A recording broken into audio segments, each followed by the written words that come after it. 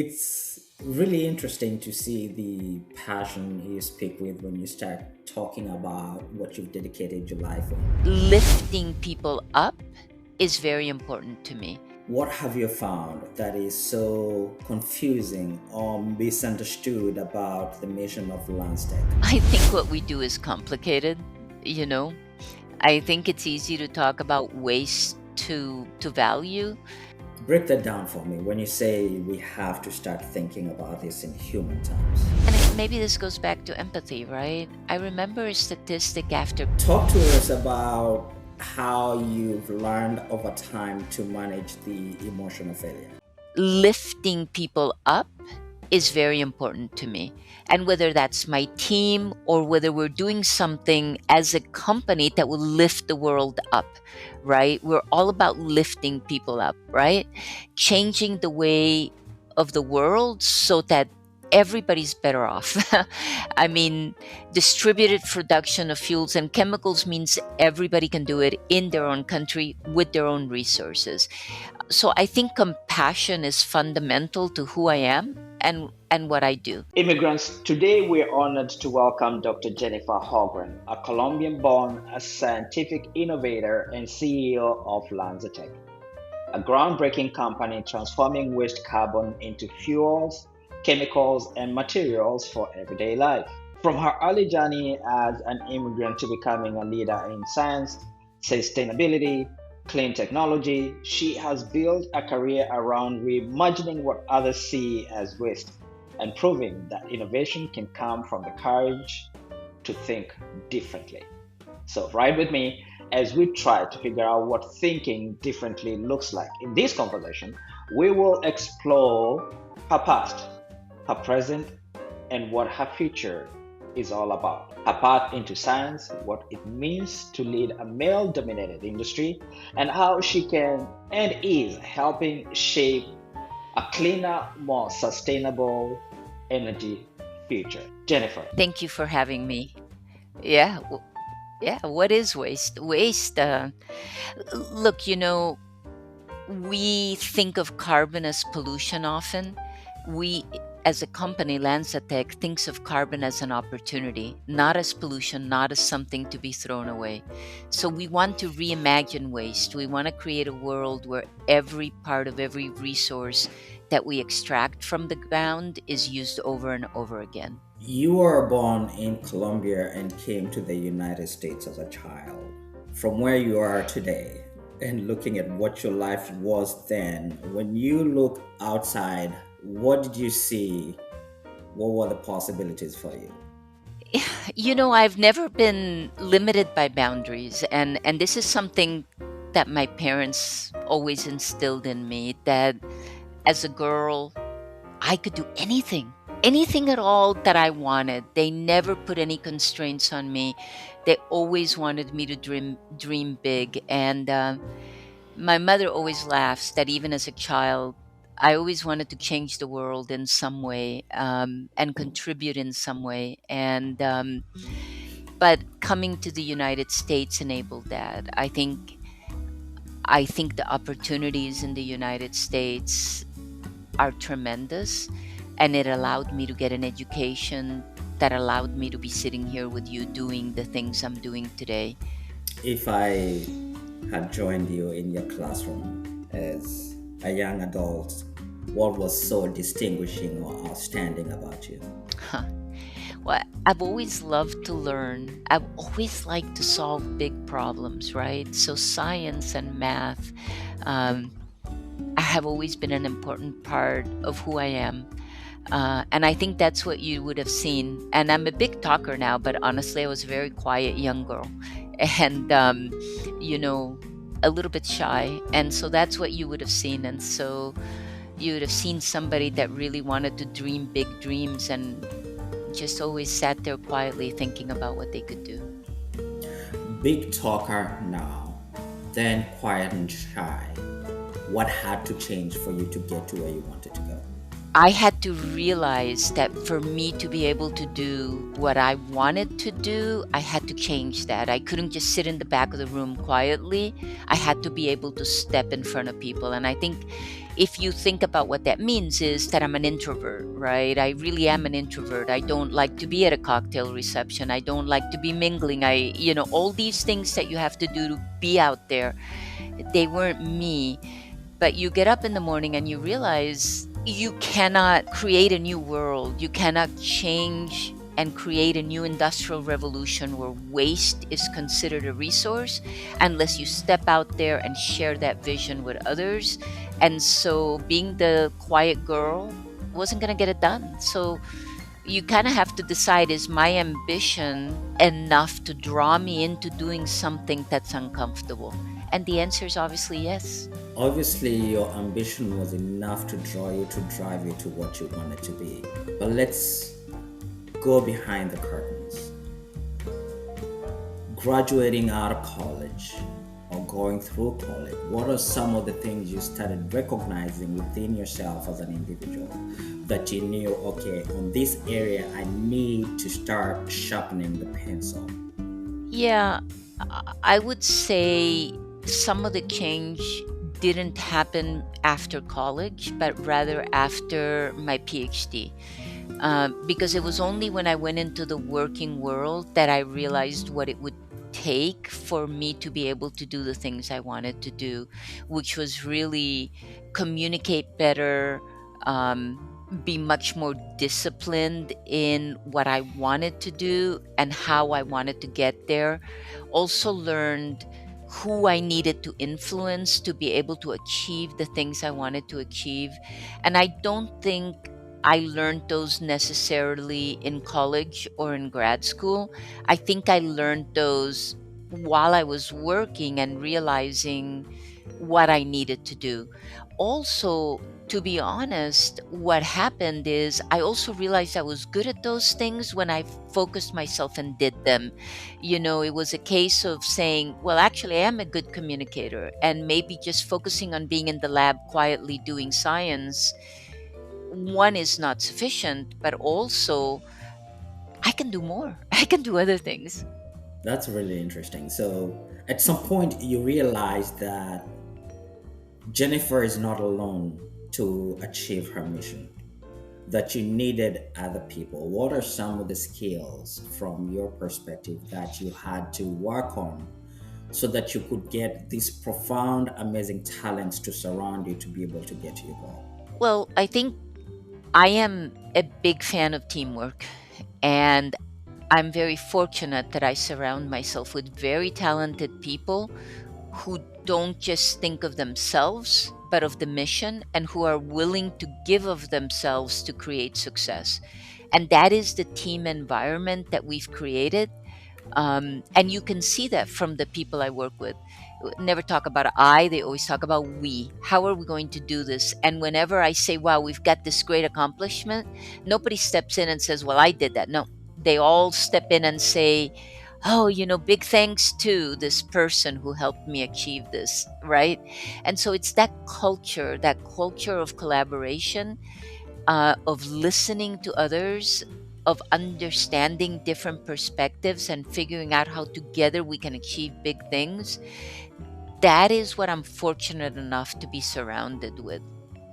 So, looking forward, the culture of collaboration is dramatically changing when it comes to blue collar and white collar jobs. As the leader of your organization, how are you starting to look at what your future is going to look like based on how AI is changing the marketplace dramatically and obviously the future of robots in industry? So let me take a step back, because maybe the way you asked me that question, I mean, collaboration and teamwork at every level of the organization, right? You have to create a culture where people at every part of the organization step in and say, I am part of creating the big change. Nobody is less than anybody else in creating that change. Now, if we transition to your question about I mean, AI to me is a facilitator. AI and robotics. We use robotics in the lab. That doesn't mean we don't need people in the lab. The work processes are done by humans, and then we automate them. And then we turn them into robotics. We turn them into what people call AI, which is basically heuristic models, right? That are more predictive than just execution, right? That's the key difference I see. But the human element continues to be important. I think the human element contributes to a quick optimization. That's very interesting. So many immigrants learn to translate themselves culturally, emotionally, sometimes even professionally, right? Um, have you ever had to wrestle with those dramatic translations, especially in the workplace?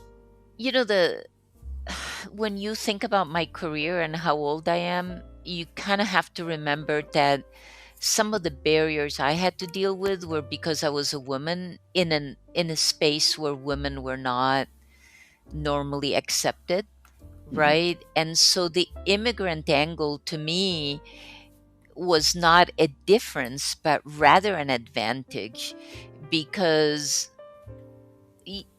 you know, when you come from another country and when you are raised by parents who came from another country, you are by definition a risk taker in my mind, right?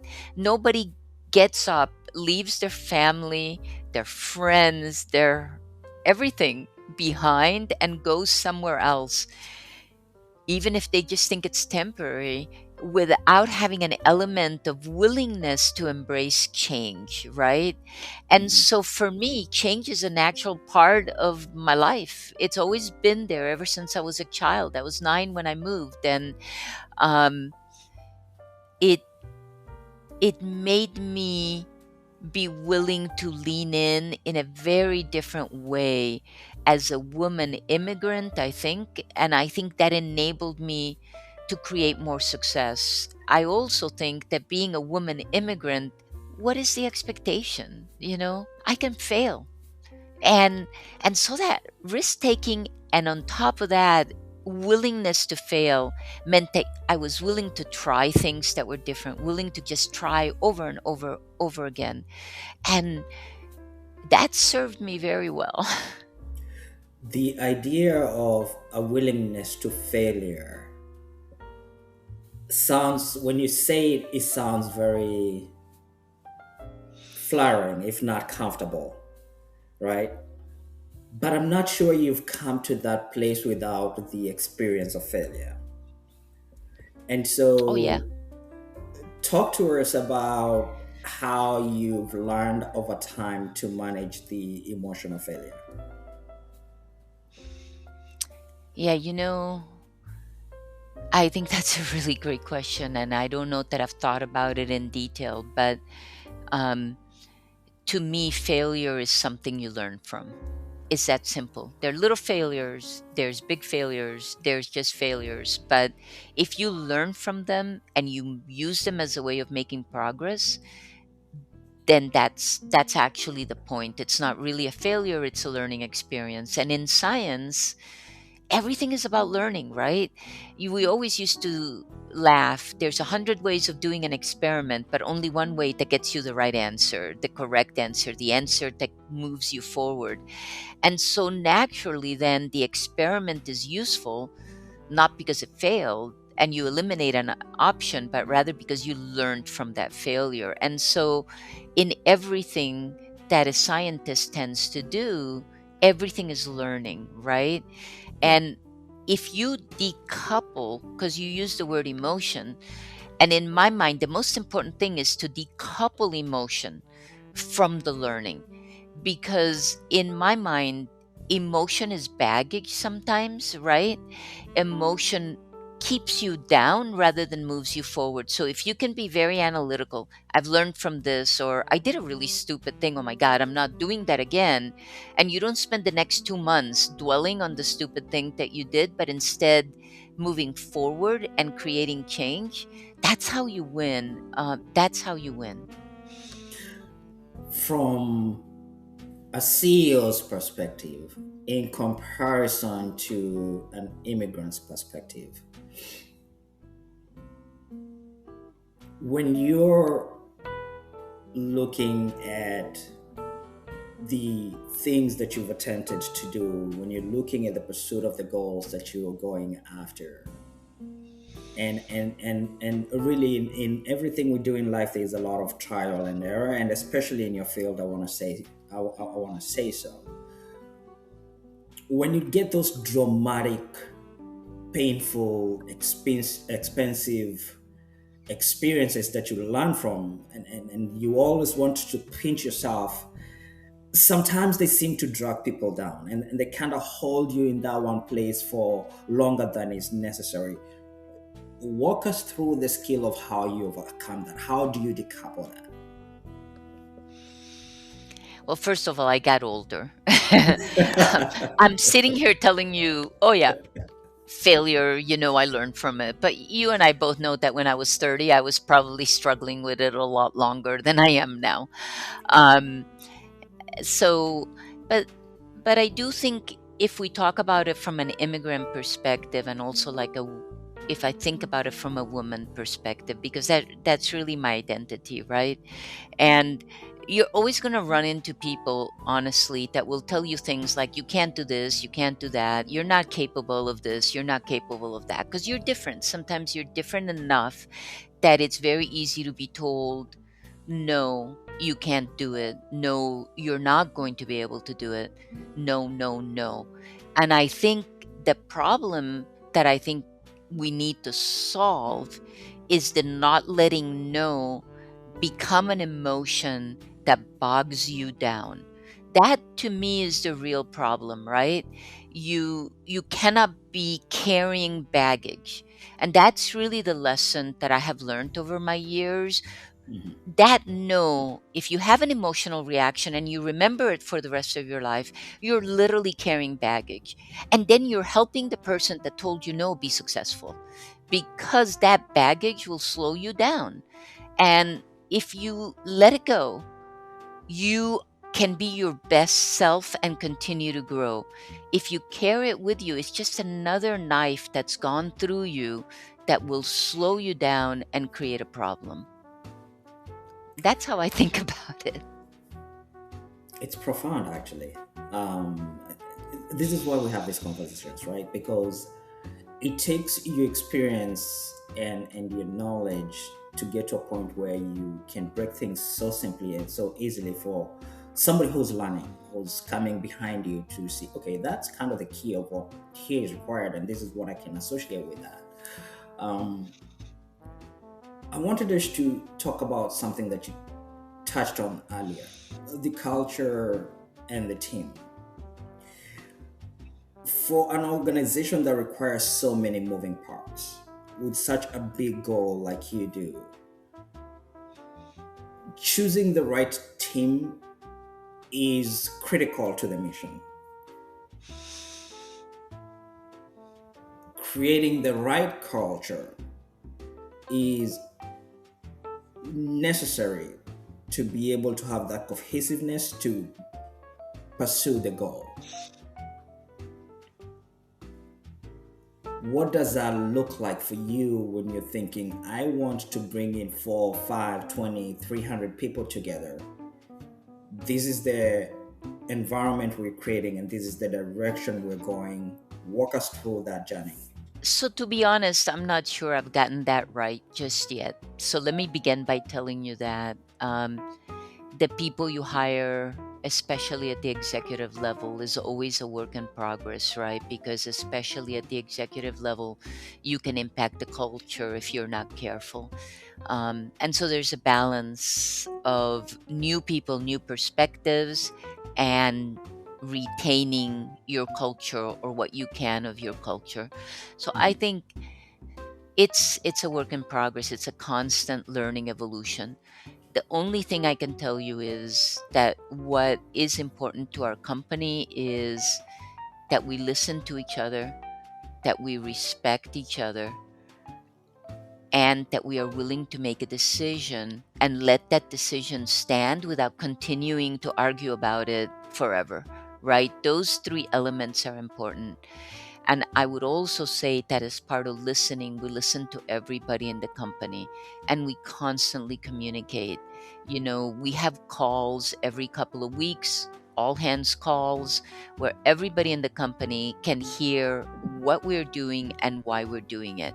Because if everybody understands the why are we doing something, they can engage in a very different way than if all they understand is what we're doing, right? And so, in that communication, what we're trying to say is, hey, we're all in the same boat, we're all moving in the same direction. Let me know if you disagree with something. You have as much knowledge as I can share with you so that your ideas are based on the same facts that every single in every part of the company has. Um, that to me is extremely important, is that everybody understand the why so they can contribute in the same way no matter where they are in the company, what they do in the company, or how they think about what they're doing. So, LanzaTech, what's the moonshot idea, 10, 15 years from today? You want to look back and say, that took us a lot of work, but we got there, and this is what it took to get there.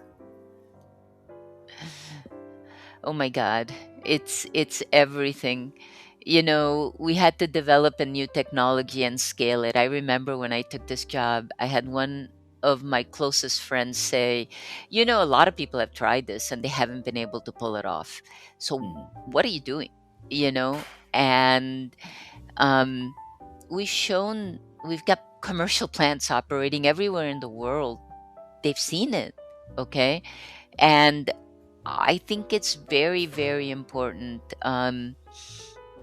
that we accomplish that. Now, the next thing that we have accomplished is, it turns out it's disruptive. So, how does how does it work in terms of where it fits in government schemes, right? Because these are new fuels, new chemicals, right? How do they fit?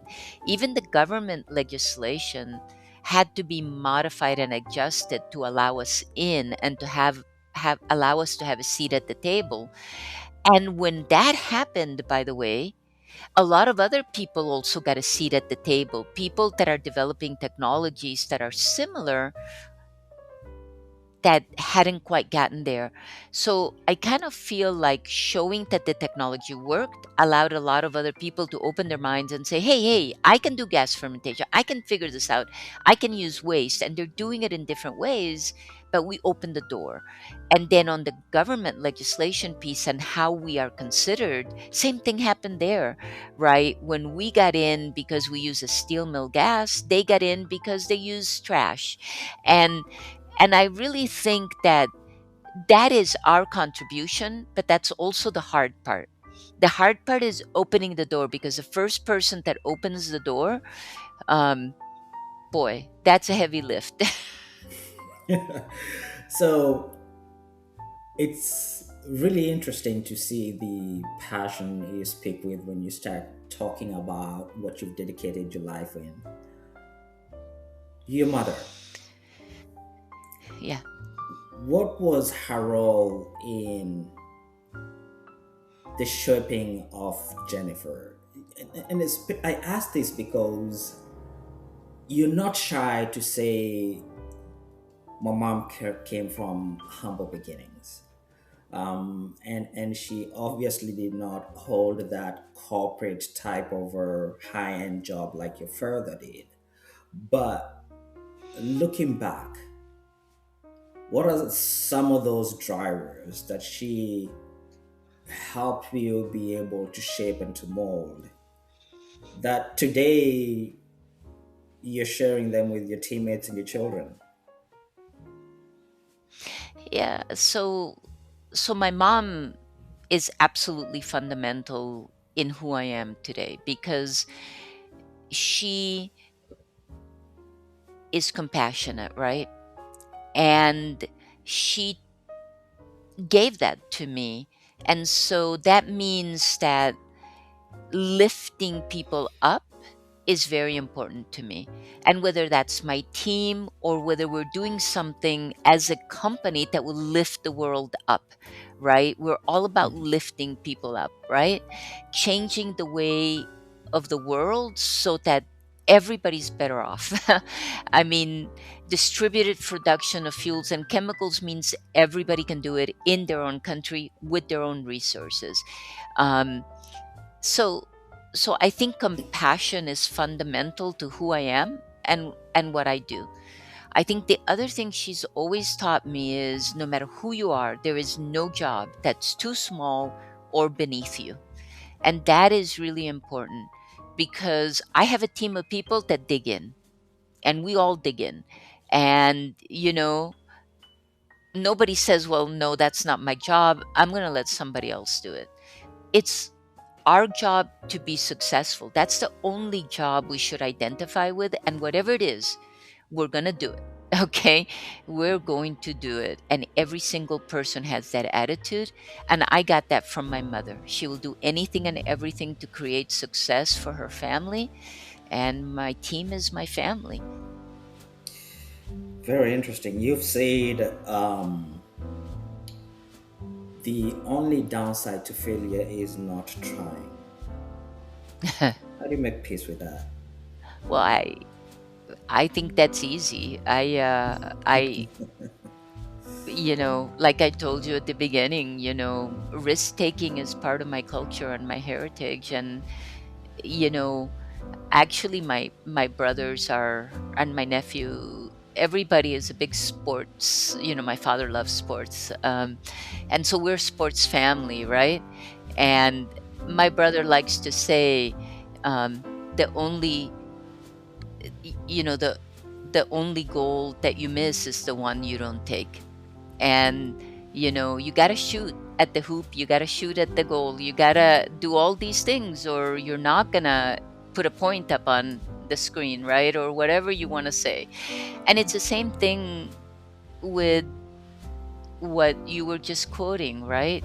You always have to try. And actually, to me, that is actually success. Is you don't take no for an answer, you never take no for an answer. And that's how we do it, right? And if you don't take no for an answer, then you do get a no, but you figure out how to go around it, or you figure out how to do it differently, or you figure out something, you learn from it, and you try again.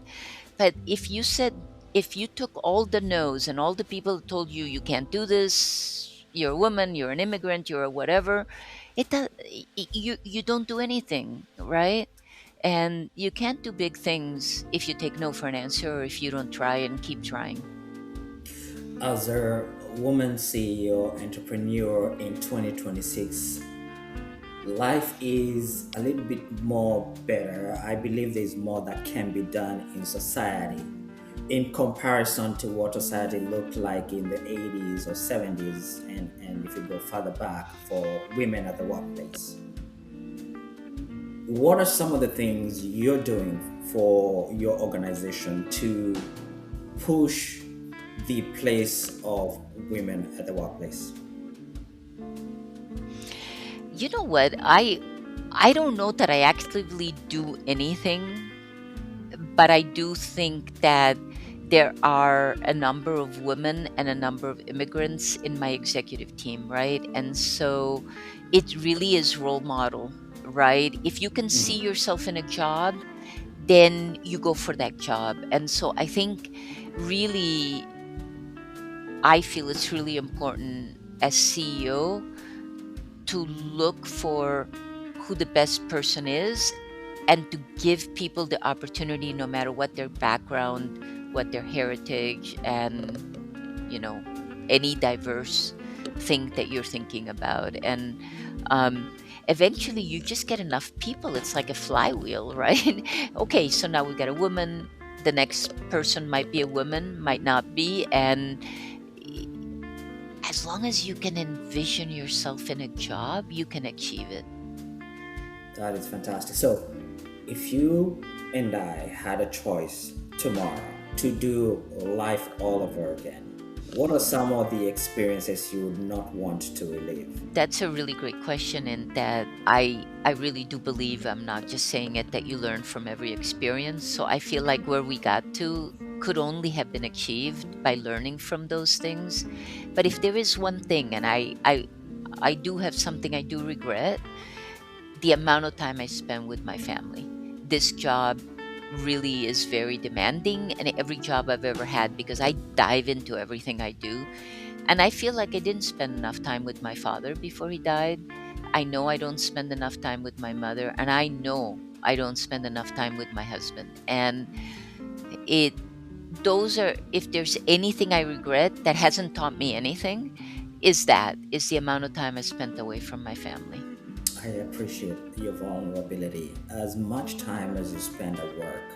What have you found that is so confusing or misunderstood about the mission of LanzaTech? Yeah, I think what we do is complicated, you know. I think it's easy to talk about waste to value, but then the question is, how do you do it? And biology is not something that is accepted for biomanufacturing as a biomanufacturing tool to create change. And I think it's just totally misunderstood how we do it, how effective it can be, and why it works. So, from a technical perspective, from a cost perspective, I think we struggle competing with the incumbents, and that's a heavy lift. Um, so that is misunderstood, I think. Um, and whether we are having an impact is misunderstood. But I can tell you we are having an impact, because 20 years ago, 15 years ago, when I started in this job, I didn't found this company. It was founded 20 years ago by Sean Simpson and a partner. Um, I don't think people ever said carbon recycling. They might have said recycling, but not carbon recycling. So there are words now that people use that I know came from us. And um, it doesn't matter to me whether they recognize that it came from us or not. What matters to me is that we have created that change. And that's a big win, right? We're changing the way people think, we're changing the way people do things. And we are also changing it because I am a woman and I am an immigrant. And people are sitting there looking and saying, well, gee whiz, I can do that too. I will do that. Um, and these are all social changes. I'm very proud of that. Jennifer, what is the magnitude of your mission? Does does the world understand what's at stake and the impact you've had thus far? That's a good question. I don't know. I do not know that the world understands what's at stake. I really I really don't think people appreciate the impact of our carbon problem, okay? And you know, do they understand the impact that we're making? Not yet. But they will, because as we keep making more and more progress, more than just the true believers that understand what we're doing will get there. Um, these things all take time. Um, but I do think we have a climate problem. I don't think we solve it if we keep thinking about it as a climate problem. We need to think of it as a security problem and as a human problem, because the people that have the least among us are the ones who stand to lose the most and be impacted the most. And so I really think we really have to stop thinking about this as climate change or whatever. We need to start thinking about, how do we create a more equal ecosystem where everybody can grow and thrive, where people are not losing everything because there's a storm. You know, we have to start thinking about this in human terms. Break that down for me when you say we have to start thinking about this in human terms. Yeah, I mean, and maybe this goes back to empathy, right? I remember a statistic after Katrina hit New Orleans, and I think something like 80% of the single mothers were never able to return to their homes 10 years after it happened. Maybe not never, but at least 10 years after they had not returned to their homes.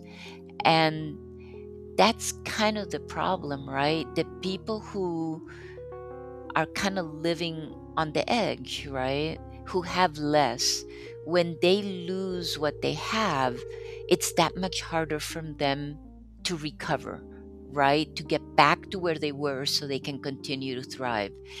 Um, and so when there's a disaster, a catastrophe like Katrina, right? When Haiti is hit, getting back to where you were is harder. The less you have, the harder it is to get to where you were. And so it's just big, big setbacks. And that's why it's a human problem. And when we think about climate change, global north versus global south, the global south is going to be impacted more, right? And so Mhm. we have to create a future where we think about equity for everybody, where we think about energy security for everybody, where we think about people having food, people having the things they need. Um, we have to think about equality, and if we think about creating that world, that's where the solution I'm focused on and LanzaTech is focused on matters, because we're trying to create a distributed use of local resources so that we can change the quality of life. So we aren't just avoiding climate change by reusing carbon, we're actually uplifting people, we're changing the quality of life locally. You can't see that impact yet, Martin. I'm sorry to say, but you will see it. Okay, and that's all I want. So I'm glad you kind of preempted me because I can see your mission on a global scale, right? I investigating you, we saw how much of an impact you've had thus far. Talking about food security and global security, how do these ideas, from your perspective and from your experience, how do they get communicated clearly across both worlds, the global north and global south, to where we have a cohesive balance and a mission that is focused on getting fair equity for all humanity? Yeah, I I do not know. I honestly don't know. I Do people talk about food security in the US? Do they talk about food security anywhere else? I wish I could answer that question, but I myself don't know the answer. Do you Mhm. have any thoughts on that?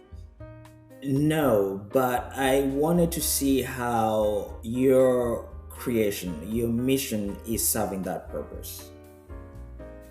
Well, I mean, first of all, if I can reuse local resources, let's start with that baseline, then that country, that location is creating more value for themselves and they can afford more. That's a first part of it, right? Is we are changing the resources and distributing them. One country does not have all the resources, which means they don't have all the power. Everybody has resources and everybody can uplift. That's the first thing. The other, and this may be, I think about food security a lot. And it turns out that when we make ethanol, which we can convert to sustainable aviation fuel or sustainable marine fuel, our co-product is the bacteria in the reactor. And we pull that out and we dry it and we sell it as fish food. It's high in protein, it's 90% protein. So I think we are creating biological systems that can reduce emissions, convert emissions into products. And oh, by the way, one of the products is food. Okay. And so it's creating a new ecosystem. It's creating a way of making more. from less, from things that you would throw away, and it includes food. And the less water I can use, petroleum refining uses a massive amount of water. Can I use less water?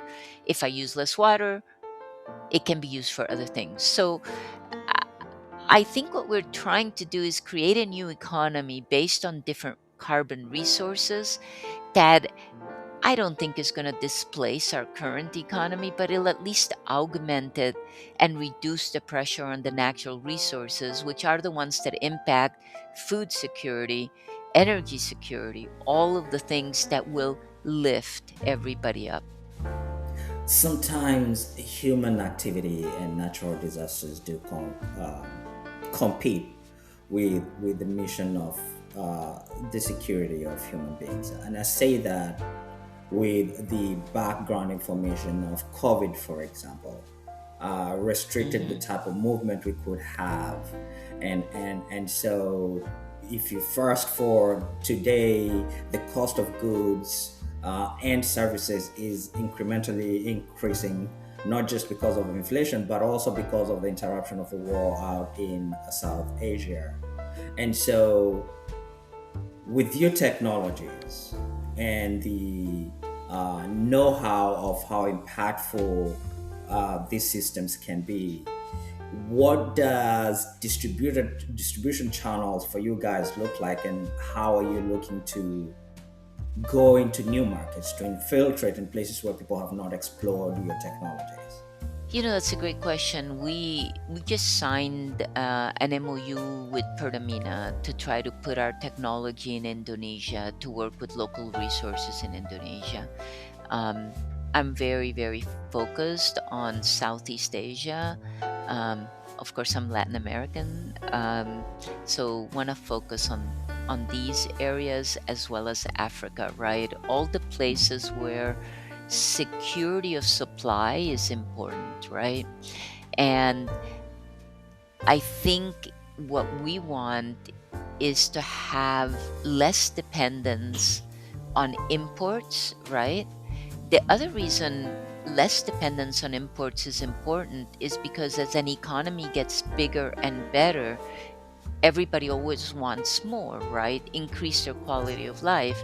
And if that means that you always have to go outside and buy things, then your money is leaving your country rather than staying in your country to benefit your people. So I think there's also a lot of elements around using your own resources as much as possible to uplift your own country, your own people. Um, and I think this is super important. What has been harder? Proving the science, proving the business model, or proving that the world is ready for change? Well, the world is never ready for change, is my current theory. So I think that one is the hardest. Is yeah. It, there's always somebody in the sidelines doing nothing. The old man in the arena argument, right? Everybody Yeah, on the sidelines is willing to tell you what you're doing wrong, right? I'm sure yeah. when you decided to do an immigrant podcast, somebody told you what a stupid idea that was, right? That was this Everybody is guy. doing nothing. Right, right, right. Tell me. Yeah. So I think the world doesn't like to change. The world doesn't. I That's always the hardest one, is convincing people of that. And I think this is where, for immigrants like you and I, where the opportunity lies, right? Because the the globe, people like to lag. They're comfortable with comfort, and this is where, for me, entrepreneurs really step in, because we see the difference, and when we see and identify the difference, then the job becomes, how do we create a product that comes into the marketplace to solve for X. At LanzaTech, your team speaks a different language, right? And this, again, kind of going back after the cultural idea. You have people who, in your organization, they're all about biology, and some of them are about finance and policy and public trust. How do you bring them together as a CEO to learn from one another but to tag along together toward that goal? You know what? First of all, I don't think the CEO does all of that. I I can set a tone for some of the people, but the rest of the organization also has to set the tone. So it's people learning from each other, not from me. Um, yes, I can set the tone, but at the end of the day, really doing this on a big scale requires alignment across every level, and I can't do that by myself. Um, so my team does it. People at every level teach others to think about it. Having a culture, I know people say it comes from the top, but it comes from a lot of people being aligned and working together. And I've been fortunate to have a lot of people around me who are fabulous, fantastic, uh, push me and push everybody else. So, um, and we as a company have made mistakes, and I think we as a company, a lot of people have had to say, this is really hard, I'm going to bear down. And some people have said, this is really hard, I'm out of here. And it's everybody, because people don't just come and talk to me, they talk to other people, they talk to their peers, they talk to their friends, and the culture is everybody talking together. I'd love to say I started it, but honestly, we all started it. There were us, the founder of the company. We we all got here not because of my leadership, but because everybody chose to lead. Everybody who's here chose to lead. Leaders make good decisions and with the same balance, some terrible decisions. What is that one thing you always look back and you're like, that was very embarrassing? I never want to go back there again. I think some of the decisions I made that were not good relate to trying to do too much. So there's a difference between having a lot of ambition and having too many threads open to reach that ambition. And so I always kick myself in retrospect when we tried to do so much and therefore delayed getting the things we needed done. And you'll see that now that we are focusing more as a company. And I have not, over my life, balanced the ambition and matched that to what could be done in a given period of time. Um, Trying to do too much is been a problem, and I can see it many times. Like, we got into trouble as a company, we are spending too much money, and part of that is because we weren't closing projects fast enough. And to me, it really is embarrassing that we were running out of funds and had to make so many adjustments. I mean, that I can blame myself very much for that, for not having said, focus, focus, focus, Jennifer, focus, earlier than when everybody told me focus, focus, focus. Some critics worry that carbon recycling could allow heavy industries to keep polluting instead of fully changing. I know you disagree with that. What do you know about the critics and what should they know? So, the we let the perfect be the enemy of the good. We have this ambition that we're going to change our world overnight and there's going to be no carbon emissions, none. We're just magically, going to do all sorts of things. They This is not magic. There is no magic to transitioning steel to not emitting any carbon. I mean, just how long is that going to take to turn every steel mill in the world, and there's more steel mills in the world than refineries, into, say, using hydrogen, making steel without using carbon? I don't know when that's going to happen, but it's not going to happen next year. And so the people that say I'm helping polluting industries last longer, no. What I'm doing is letting these polluting industries have a solution that reduces their carbon now, today. And heck, if we transition to no carbon emissions, I'll be just as happy as they are. But until that day, can we please make progress? Can we make progress every single day? Otherwise, the problem is just getting bigger, bigger, bigger, bigger.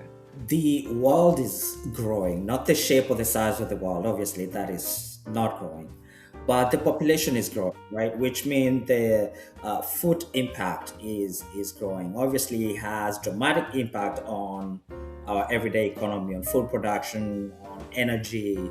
Um, as you're starting to look into the futures, you're bringing in solutions that over time can have a dramatic impact in society. How are you doing things differently today than what they looked like 2 years ago? Well, I mean, the way we do our job, we collect so much data that, there's a lot of elements like automation um, that are helping us do these things faster. Um, so I think automation, AI, modeling, these are all getting better. I would argue that anything we do biology is better only because of computing. Biology is so hard to understand, right? And so complicated. Living systems are complicated. And so it is our ability to model those systems at the genetic level that allows us to do better, to do the things we do. The modeling around our bioreactors, all these things take massive amounts of computing. I always like to say this is the century of biology, and that's because the computing and AI and all these things have gotten so much better that we can do these things we couldn't really do before. And biology is also medicine. It's not biomanufacturing. That's why you're seeing the advances you're seeing today in medicine, because now all this infrastructure is in place. So we can do all these things we couldn't do before because of computing. Really interesting. So, something that I want you to expound on, sustainable aviation fuel. What is it? What's the future? Well, first of all, we need to reduce the carbon intensity of flying. I think flying is really important. My father worked for an airline, and I believe that you have to see people. Immigrants get to go home periodically, or what used to be home. And aviation cannot be something that only the rich do, right? But it has a massive carbon intensity. It has a lot of emissions, and it is technically a luxury, okay? And so when carbon accounting comes for you, it's not going to come after your food you got to eat. It's going to come after the things that you can do without. And I don't agree that we can do without flying, and I certainly don't agree that only the rich should fly. And so what that means is we have to reduce its carbon intensity. I don't know how else to do it than by changing the fuel. That's all I can imagine that will have a dramatic impact. Very interesting. We're getting to the top of the hour, Miss Yeah. Jennifer. So, if somebody is they're plugged into their mission, they want to have a conversation with you, where can they get a hold of you on social media? Oh, well, I'm on LinkedIn, and also I'm pretty easy to get a hold of. I'm just Jennifer at LanzaTech.com. So call Fantastic. anytime, reach out anytime. Fantastic. So, AI and science and young minds, you're at the pinnacle of your career. If you were in a high school or middle school classroom and you're speaking to young immigrants who want to pursue change of the globe, what directions would you give them? It wouldn't be a specific topic like science or AI. I would say follow your dream, make it yours, don't take no for an answer, and just keep on plowing. Fantastic. You're raised by two wonderful parents. You've raised children of your own. For immigrant parents that are raising children today and juggling work, but have children who want to take unconventional paths, speak to them, please. So first of all, I haven't raised children. I don't have children. Okay, I was raised by two wonderful parents and have wonderful brothers. You know, I really think it's funny. I think immigrants are risk takers, but I think they themselves take risks, but sometimes they take their kids to a new world and they are overly protective of their kids. You know what I mean? They have no fear to come and create this better life, but they are afraid that something in this new world can hurt their child. And my only advice to a parent is let your kids do what they want, support them in doing what they want. Um, you shouldn't be afraid. Help them make the smart choices, but don't be afraid for them, just like you weren't afraid for yourself when you came to this great country to create a better life. I'll tell you what is true. I was afraid of where I was coming from, not where I was going. I am still not afraid of where I am going, but I am afraid of where I am today. Because one of those things that really scares me is comfort. And you get to a certain place in life and you're really comfortable. And that can become your downfall. Not when you carry a big mission like you and I do, right? To serve the globe in a certain way. Your company has dramatically done a wonderful job of to transform carbon waste into something useful. If you could transform one harmful idea about immigrants, what would it be? Do achieve, just go off and achieve. Being an immigrant is really your source of strength and your ability to do new things and to be different. And different is good. Different is really good. Wow. What a powerful conversation. Jennifer, thank you so much for making the time to come to the Immigrant Pod. We truly do appreciate you. And if there's any way that my team and I can support you in your mission, we are here to serve you and your team. Thank you so much for making the time for coming to the Immigrant Pod. Thank you, Martin. Immigrants, we hope this episode inspired you to think more about your own journey, your own impact, and the possibilities that can come from believing in ideas others may not yet understand. Thank you for listening to the Immigrant Nation podcast. Make sure to follow us, share our episode, and join us next time as we continue to highlight the voices of wonderful immigrants like Dr. Jennifer Holmgren. Bye bye.